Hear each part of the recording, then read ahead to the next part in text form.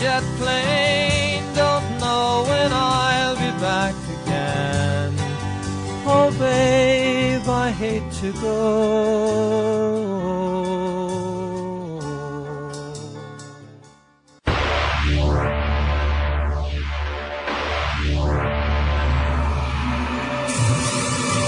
Welcome to the Vicis Interimo 30 Minutes to Kill podcast.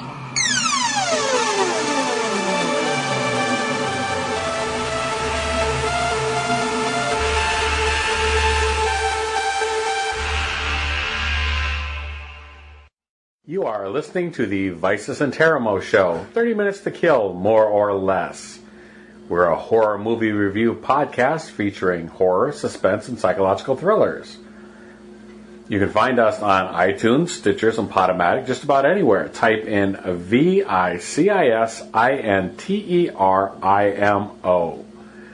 I am your host, Michael Mad Saxon Jones, here with my lovely wife and co-host, Lori. Hi, Lori. Hello. We generally have 4 segments to our show. Laid to Rest, where we tie up loose ends from previous shows, if there are any. A short review of a featured movie. This week's movie is The Ritual, from 2017. Garbage In, Garbage Out, where we talk about movies, TVs, books, or anything that we may have caught over the last week or so.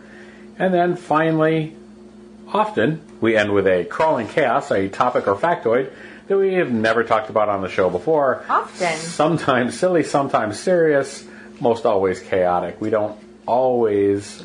Almost have always. Something planned. We've been really good about that. We have, and boy, wait till you see what I spring on you this week. Oh. Yeah, it's going to be pretty awful.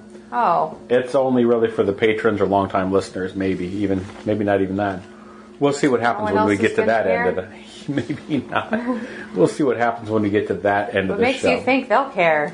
Exactly. They probably won't. You never know. We have the best patrons ever. Yes, indeed. Who are those patrons?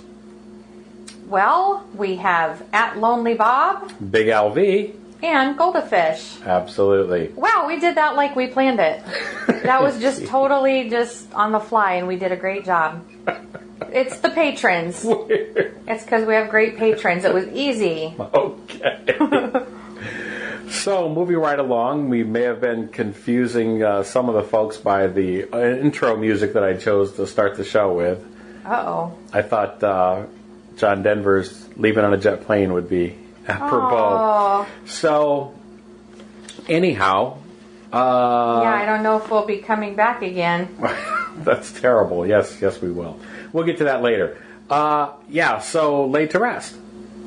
Yes.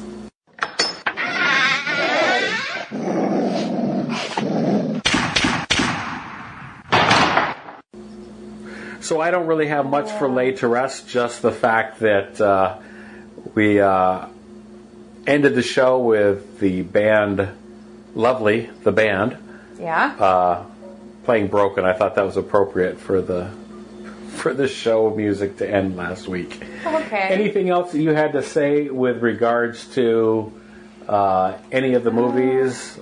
It Stains the Sand Red, True Detective, anything else regarding the previous show? I don't think so. Yeah? All right then. What about you?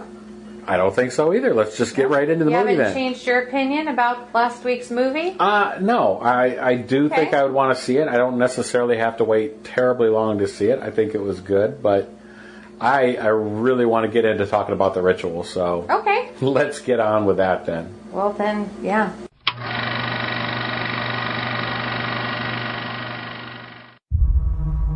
Rob would have loved this place. He's a good man. The best of us. You know, they have walking trails in England. Pubs. Come on, man. Where's your soul? It's twisted. It's twisted. All right, yep. Easy. Look, we go southwest through here. We cut the journey in half. What, through the forest? Yeah, why not? Should have gone to Vegas. Oh, you'd have found something to fall over in Vegas too, mate.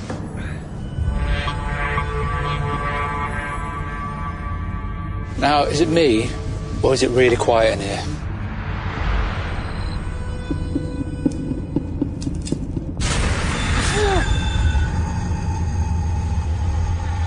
been gutted. Could be hunters out here. Bait, possibly. Or it's the bit they don't show you in the nature documentary. It's a warning. We shouldn't be here. Where the hell are we, Hutch? We should pitch the tents. This is ridiculous, man. Luke, you're getting soaked. You hear that? No, I didn't hear anything. Come on.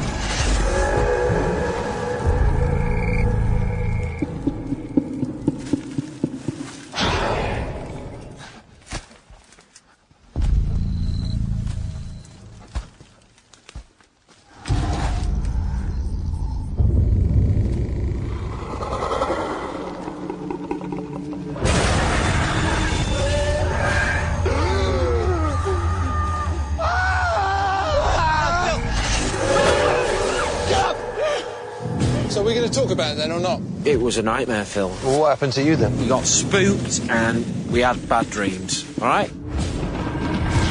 I woke up last night. Look at this. Nothing has done that to you. You've done it to yourself. Why do you have to deny everything I say? Because I do not value your judgment. We need to be working together, man.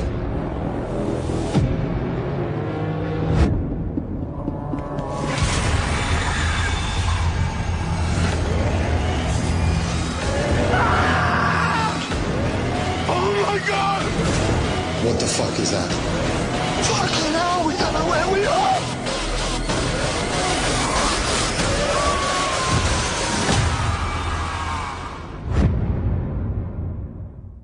The Ritual. A group of college friends reunite for a trip to the forest, but encounter a menacing presence in the woods that is stalking them. Okay. Taken from IMDb, simple and straightforward. I don't think college friends reunite is quite the thing. They seem like they hang out on a regular basis. Well, That was just the feeling I got. they're, I would say, fairly far from college age. They're still reminiscing. I would say they were middle-aged. Yeah, but it Okay. just seemed like, because it starts out and it's a British film. Did you Is it? look up anything? I don't know. Is it? I have no idea. They're British. I Okay. don't know. That doesn't mean anything. But it's that's where we start. We're in a pub, Yeah. and they're chit chatting, and I got the feeling it wasn't like, "Hey, what have you been doing? Nice to see you after all these years." Or it wasn't anything like Okay, that. I got They what were you're saying. very much. They still were to involved with each other's Yes, they were lives. to Okay. me very much a tight knit group of guys. Okay. They were older now. They have wives and kids. Not all of them did. Yeah. But they struck me as, late 20s or earlier making a face. Oh, I don't know, because I put Early them 30s? I put them at I don't know. early to mid 30s or so. Anyhow, so But whatever. Whatever. I didn't get the feeling they were reuniting, so that's...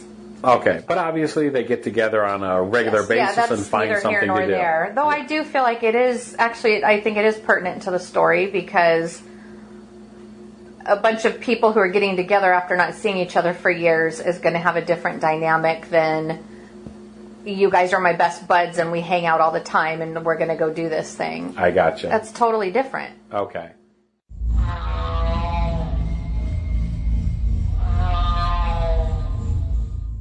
I tried to have a likes and dislikes list like I do oftentimes, and my dislike list, I had one item on it that I had to take off. Okay. Well, I think that's always good when a film addresses something that Yeah. you've maybe thought you had a problem with. After discussing how judgy I was about films and people and stuff last judgy. week, I always leave room for that to. You were very to change. judgy last week. I'm always judgy, but I know. I don't express those opinions because I, in the back of my mind, always leave room, or try to leave room for them to change Right. and improve and to be, improve. Always, they don't always improve. Anyhow, we're getting off the subject. My first note about this is real life adventure. Okay. Everything Well, in it let's, felt relatable to start with, Yeah. and how you get swept up into this movie. Well, in the story, that was kind of a lame synopsis because that's not all it was. Mm-hmm. We start out, like we said, with the friends in a pub, and they're discussing where they want to go for their... I don't know if they do this annually or... it seemed like it's something they do. Yeah. So they were disagreeing on how do we want to spend our vacation together. Our guy trip or whatever they do. So it was anything from like fun, relaxing stuff to, hey, let's go on a hiking trip through this valley in Sweden that we hear is so cool. And, you know, one of them was hip on that, and the other ones were like... One or two maybe were into it, but others not so much. It was like hiking. That's others not wanted a vacation. to go to Amsterdam and so on. Some wanted to relax, but a couple of them This is, to me, what made me feel as though they were middle-aged or whatever. It's like, because some of them were beyond that. They weren't out to go doing a pub crawl at this point, necessarily. Okay. But anyhow, yeah, so... Middle-aged. Yeah. What I guess if 30 is middle-aged. I guess. Sorry, all you 30s out there. We're way beyond that, so we're elderly. I was going to say more on that later. Don't worry about it. Anyhow. So we won't, we of course don't do spoilers. Right. But before they leave for their trip, an event happens, a negative event occurs. Which cements them going on this trip, really. Yeah. I think it's the impetus to keep this moving in the direction that it does. So the movie does deal with, it's not just a straight up horror movie like, oh, some friends get together and they go for a hike in the woods and they're stalked by a creature. That's been done to death. I mean, that's, you know. Okay. So there is more than that. All right. There's other things going on. There's some tension. There is absolutely tension built in there in the most... Well, I want to say the most unlikely and most startling way. Neither of those are a good description of it. But things... Basically, you start off as being a fly on the wall, watching these guys in the pub. You've got to pay attention. You've got to listen. Right. It reminds me a little bit of Primer, where you're just kind of there, not quite that deep, but it's just that type of thing where you're there, you're listening to them, you're watching what happens. So it didn't feel like a movie, an intentional, like a scripted, very precise. Whereas last week's I was complaining about having a problem with suspension of disbelief. Yeah. This time, not so much. I was into it right from the beginning. It's... As was I. Funny, yeah, you were a lot because you're talking to the screen and you're interacting with people. I was? You were, yes. How annoying. But that's how I can always tell when you're into a good movie or whatever. My next note on my page is a little bit. I talk to the characters? A little bit. Like, don't do that. Don't go there. My next note here is stay on the path. Because, of course, they go out onto their hiking trip, and then they, not immediately, but, after a day or a portion of their hike, they decide to strike off and to go somewhere. Some things happen that were very formulaic, dare I say, but it was okay. But everything made sense, yeah. It wasn't in a, how should I put it? It wasn't put in a way that it felt forced or directed. Yeah. Yeah, luckily, because when something happens along the trail where it's like, oh God, that always happens to somebody on the trail. Right. Somebody always becomes, something happens where it gets to be more difficult to get where you're going. There's always a trial or two thrown in. Right. But it didn't bother me or anything. No. I noted it. I mean, my mind, it was like, oh yeah, of course somebody always has to do that, don't they? But it didn't bother me and it didn't take away from the story. All right. So this movie also, I thought, great cinematography. Oh my gosh. Acting, great. I wrote that. Of course you did. Look at my like the acting, location, scenery, and the cinematography. So there you go. We know each other too well. Aside from that, though, what I wrote here is it's all about the presentation. Simple things become scary. Okay. So, a bundle of sticks. We saw that in the Blair Witch Project. We saw that in True Detective. See what I wrote right here? I can't, because you're on the other side of the room. I wrote, amped up Blair Witch. Okay, all right. That sells it short then. Only it's not found footage, and I think a lot of people that thought Blair Witch was lame might enjoy this Would enjoy more. this then, absolutely, yeah. But my point was that something simple like some sticks can become sinister under the right circumstances. But it's also a character study in xenophobia, that fear of the unknown, fear of... It was scary. It was... Look, I wrote right here. How often do I write scary in my notes? Not often. Nothing is scary. Nothing scares me. I mean, I wasn't scared to death or anything. Well, there was that sense of dread, though. It's the same thing that I got when I watched The Descent. Okay. Certain portions of The Descent, because we talked about claustrophobia and whatever, but it wasn't exactly the same, but there was that impending sense of dread, and I was uncomfortable and scared for the characters. And they're not from here. They came in from another country. They're in Sweden. They're unfamiliar. They've got their compass. They have their map. They don't really know where they are. Yeah. And it's very much a, do we stick to the path? Do we take a shortcut? Well, I've got a map and a compass. Let's take a shortcut. What do we need? Yeah. Those woods were beautiful and they were frightening. You saying something about The Descent and it being claustrophobic. Mm-hmm. Woods can be very claustrophobic. We were talking a little bit about, I could feel their, I don't know what the word is I want to use, but when they were trying to, when they hear, something out there, the snap of a twig or a rustle of a bush, you pull out your flashlight, and if anybody's gone camping in the woods or anywhere where there's any kind of brush, when you're using your flashlight in the middle of all that, the shadows you get are nuts. Right. As soon as you could move your flashlight, just an inch and get a really scary shadow right out, Yeah, and the sense of movement, because as you're moving the flashlight, the shadow jumps and so on. You almost can't see what's going on. And the woods were so thick, it very much had a claustrophobic feel. For me, not so much. That portion of it wasn't claustrophobic, but the woods that I grew up in and near in Michigan were similar to that. So weren't those corn stalks? They were just corn stalks, sweetie. Did not come out of a cornfield. Anyhow, that's not what I heard. The woods behind our house where we lived and so on. So that wasn't claustrophobic to me. That kind of woods, that kind of thing wasn't. But I do understand what you're saying. If you're not familiar. Because it was lots of small trees. They were so pretty. Yeah. Lots of very small, totally straight up and down trees that look like poles, basically. They were so perfect. We don't get trees like that around here. Right. And there were so many of them that you can't see past them. Right. You're basically surrounded by a wall of trees. They're staggered. You're not really. Right. Doesn't help, though, that there's fog that you can't see. You can't see what direction. Like, if you want to run for it, you're going to run into trees no matter what direction you go. Unless you're facing forward and keeping your eyes on, where you're going and stuff. It could be anyhow, this is ridiculous because we're talking about all these things and not the movie. But these were parts of the movie. Yeah. This was how effective it was at drawing us in.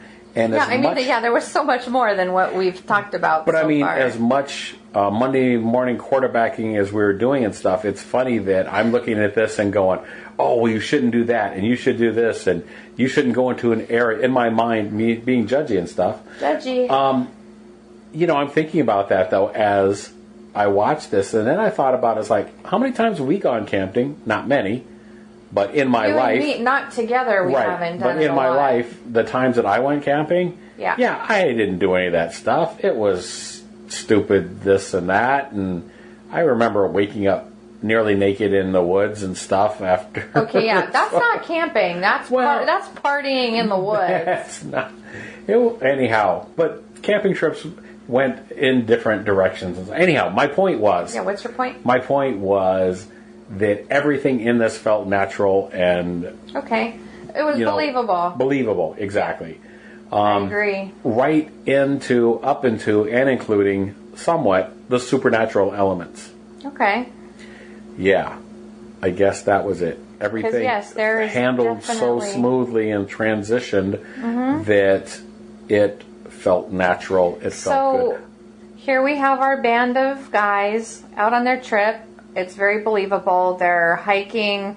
They came out, there was a little bit of foul weather, and we got to see them pitch their tents a couple times, and they've got, like I said, their compass, their maps, they're heading through, and then these bundles of sticks you're talking about, they start seeing odd little things like that. Right. And odd little carvings on trees. Well, I was going to say they're not odd carvings, they're ruins, but they, of course, didn't necessarily recognize them. Well, they're unnatural. Yeah. They're not something, an animal didn't scratch that, obviously. Right. So I'm just saying they're running into these odd things that shouldn't be part of your camping or hiking experience. So you found that very believable and a good transition into where the movie goes and what happens and so on. Yes. We're talking about all these things. I loved the movie. I thought it was great. Yeah, my first me too. note within it is like, okay, well, this is, spoiler alert for our 2019 look back at 2018. It's probably going to be one of my 5 favorite movies that's new to us. Yep. That there's so many good things going for this, and I had avoided. I know other folks have done this movie recently and talked about it on other podcasts. Really? And everything seemed to be positive. Okay. So beyond that, I just tried to skip over it and didn't read or didn't listen or didn't go any deeper into it because I wanted to know what it was like and about for myself. Yeah. And make up my own. I didn't want anything coloring my decisions. And so that's, again, why we don't do spoilers and stuff, because this is an absolute recommend for, I'm going to say, just about anybody. If you like horror movies or you claim you like horror movies, I think you're going to like this. I think so, but it's not splatter. I mean, it's I was going to say, if you're just looking for splatter or gore, I still feel like it depends on what kind of horror you're looking for, because this has some too much dialogue. Without. I don't want to give. I'm trying to think of how I can say it without giving stuff away. But you already said that there were runes that they were seeing. There's some mythology, some legends, some. You know what else it made me think about? It made me think about Leprechaun Origins. Yes. Just a little bit. Yeah. But anyhow, that's... Because there was some... So you have to kind of like... I know some people like certain kind of monster movies. Some kinds of monsters, and other people don't like other... you like some kind of monsters, but maybe not other kinds. Okay. This, I think, was just... I don't know, it was just really interesting. It was, again, somebody else's culture, somebody else's legends, and somebody else's gods. So that's always really fascinating to me, because I like to learn about different people and what goes on in other countries and different legends and whatnot. So it had some of that in it. Okay. Some people might not care about that, but it might still be a cool thing. I think it's going to be cool regardless. I think you're going to see things that... Because the monster was totally awesome, so weird, and I loved that, because a complaint I had with Leprechaun Origins, I'll use that one as example since you just brought it up. That was an example of waiting through a whole movie to see this thing and not ever getting a good look at it. Okay. My complaint with that movie was every time they showed the monster, it was blurry, or they used like a vibration effect. Right. Like, sorry, we're not going to show it to you. Like, okay, you guys did that lame of a job with the makeup, or what? I mean, okay, I got you. No, I understand that. Okay, so I'm trying to decide how much I want to say about this movie and this creature and this. I mean, are we spoiling it saying that there's a creature? I mean, they know it's being stalked by something. Well, I think it's pretty obvious early on. How it plays out is... Because first, I think we were like, oh no, is this, Deliverance kind of thing? Is there like... Exactly. Are they the weird old Swedish hillbillies living in the... Sure. Yeah. All right. Well... But there's something... I think you find out right away. I think it's very obvious there's something supernatural. Something's going on. Well, because the first bad thing that happens to them, it's obviously supernatural. It's on. Well, I give it a 5. I don't think I can give it anything less. Okay. I don't think there's anything that I would change about this. There's nothing that I could imagine that I would could do to improve this. How did you feel about... I think it's okay that I'm saying this. There were some flashback kind of things going on. How did you feel about those? The flashbacks felt and we'll just out of say place to me initially. Okay. That's what I was wondering. Yeah, they initially felt out of place, but waiting to the end of it, it made sense to me. It fit. Okay. I was able to look past them. It didn't bother me. The flashbacks led me in my own mind on a red herring as to what was going on. Okay. Does that make sense? That's interesting. A little bit. I mean, to the type of movie we might be watching. Right. To the suspected, you know what I mean? Okay. So again, almost every time we sit down to one of these movies, we talk about there being, well, at least I talk about them being a movie we play along with or whatever. We're sitting on the couch, but we're projecting ourselves into this and saying, well, if I was there, I would do this, or you should do that.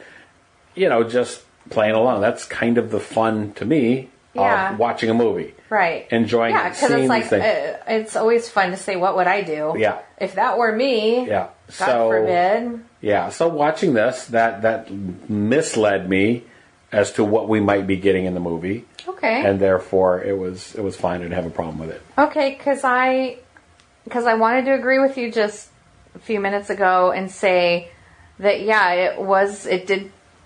it could totally be a 5-star movie, but I still, those flashback scenes, I felt the same way as you did. I don't know if I ever totally accepted them or... Well,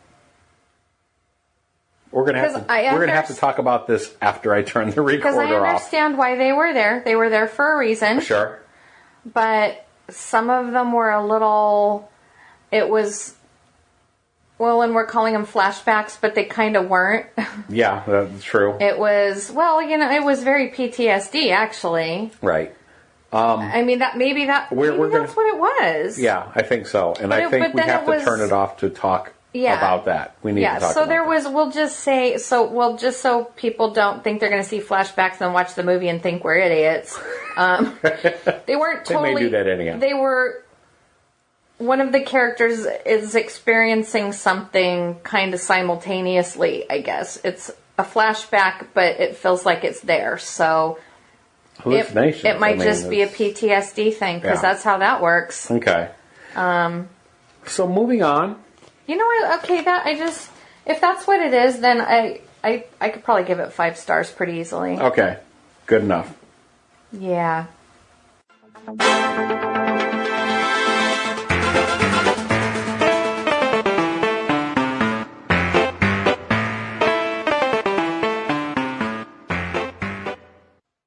Garbage in, garbage out. Not a lot to talk about, but a couple of things. A Secret Life of Pets. Oh, yeah. Dang it. I keep forgetting to tell Lisa we watched that. Okay. What did you think about that one? That was pretty good. It was cute. It was okay. I wanted it to be better. I wanted it to be better, too. Yeah. Only because the story, to me, had an identity crisis. It was... Okay. I could see that. It's one of those where it's hard to say that it was just for kids. It seems like in the trailers made it seem like cute animals doing cute things. Right. But there were some cute animals doing some menacing things, and there was some ill intent on the behalf of certain animals, and so the story to me had a little bit of a... I do think the story could have been better. Yeah. It was, because it's a very good concept. You know, what do your pets do when you're not at home? When you're not there, sure. So they gave them this giant epic adventure, but it was kind of weird. I think they could have written a better story. I think so. It felt maybe a little rushed to me, maybe. Yeah. If I could, I don't know. All right. Ripper Street.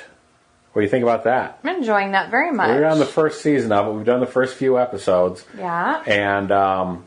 first 3? First 3, I guess? Mm-hmm. Yeah. It's a British series, so we've only got 8 episodes to a season, I guess. A little bit like Penny Dreadful. Yeah. But there's been 5 seasons, so we've got plenty to look forward to. But yeah, it's good. It takes place in Victorian England, and it takes place after the murders of Jack the Ripper.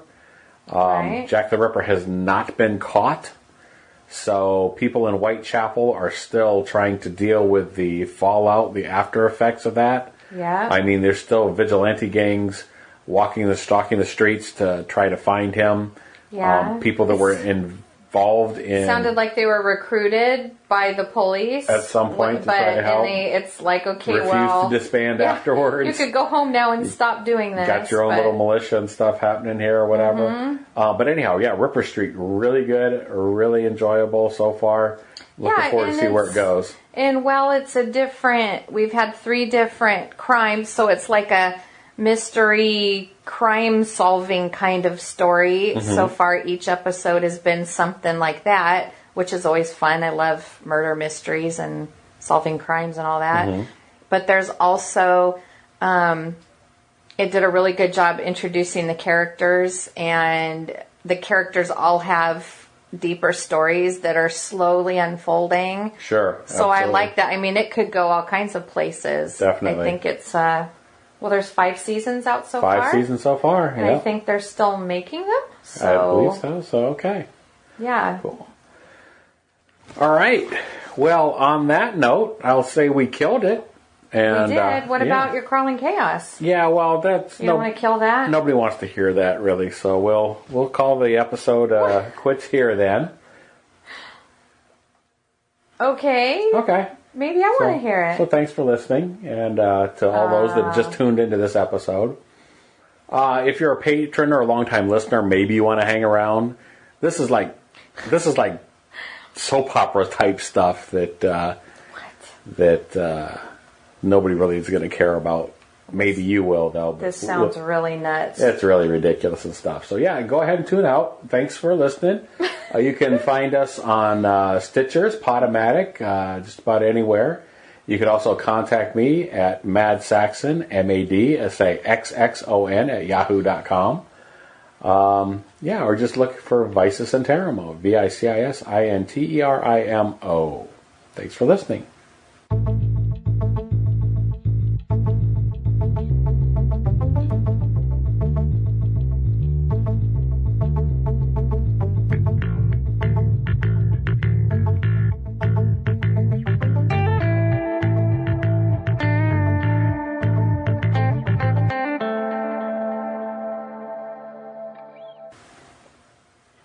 Okay.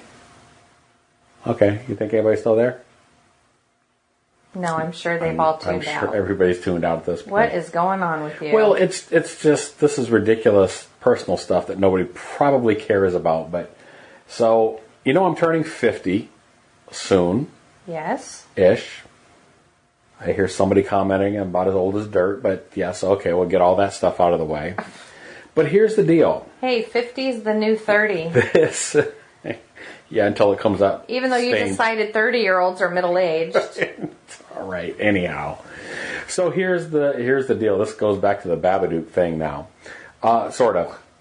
So I'm coming up on 50 years old.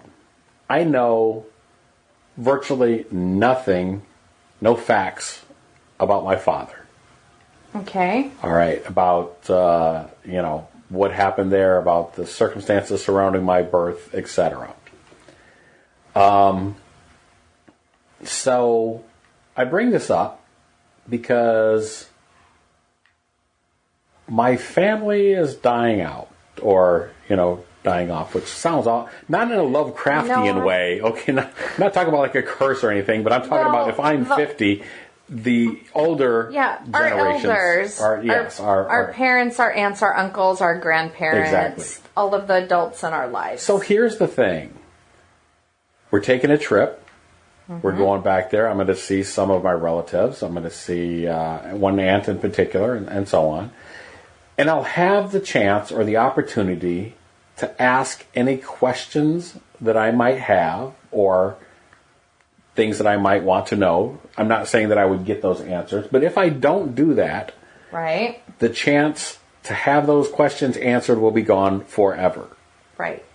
And I'm not even saying I'm going to get any kind of answers there.